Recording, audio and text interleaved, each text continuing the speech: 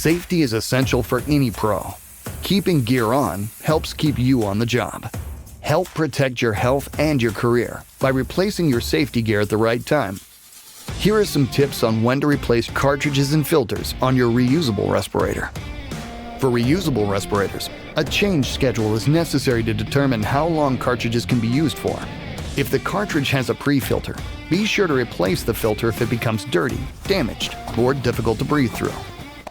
A change schedule for chemical cartridges is based on a variety of factors, including the type of cartridge, the concentration of the airborne contaminants, how intense the work rate is, and the temperature and humidity.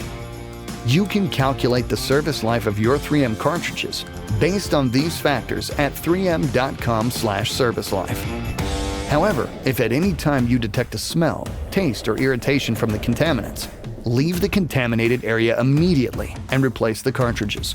Also, if the respirator becomes difficult to breathe through, damaged, or the filter is caked with debris, immediately go to a non-contaminated area and replace the cartridge or filters.